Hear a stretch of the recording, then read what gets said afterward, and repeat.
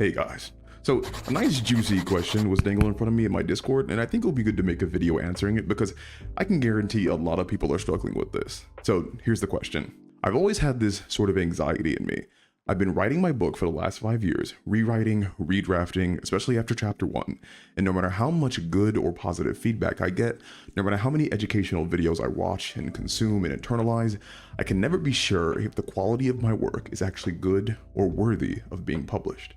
Every now and again, I'll come into some random person's writing room in some other site, and I think as if they're writing close to poetry while I can't, and that my talent can never compare. Or that the way other people's criticisms still apply to my work when I try my best to address them.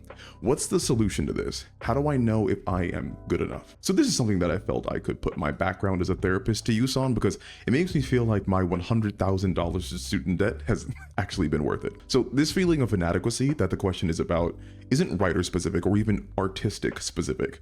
This is a human thing, guys. This stuff is like deep coded into the meat of our lizard brains.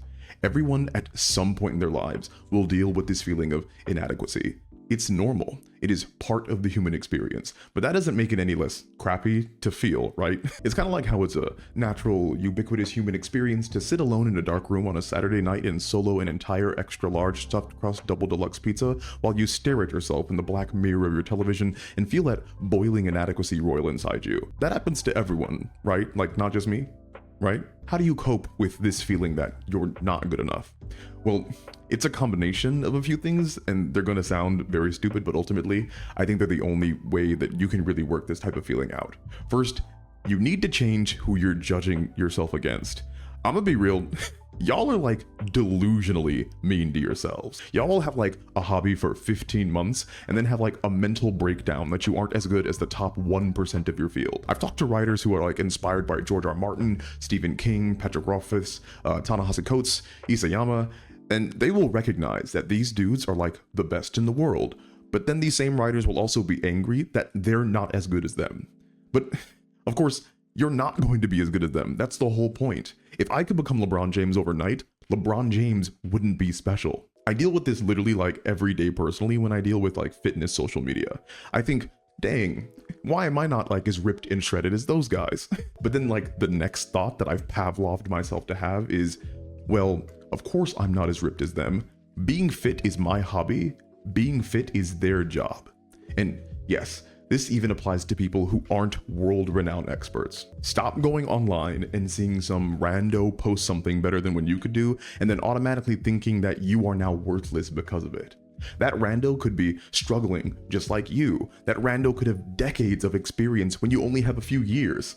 It's fine to be inspired by the work of other people, but their work should not influence the perception of your worth. Really, whether you are a writer or anything, there's only one person you should be comparing yourself to, and it's you.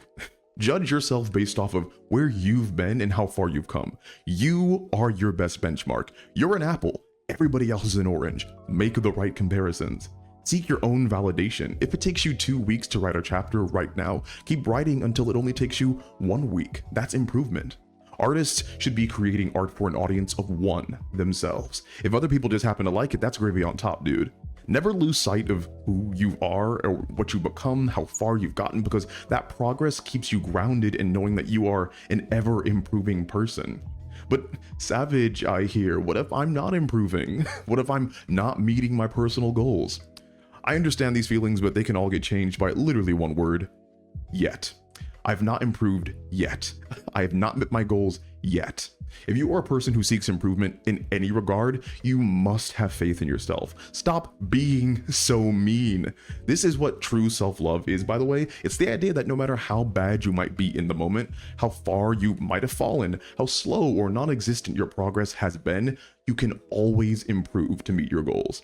It might be slower than you like, but that's the thing about improvement. It happens little by little, and you can't really control by how much. And as an end note, no matter how successful you become and no matter how many goals you achieve, you will always be battling against feelings of inadequacy. That ain't going away, my dude. If my videos on the main channel don't reach 100,000 views, I think I'm inadequate.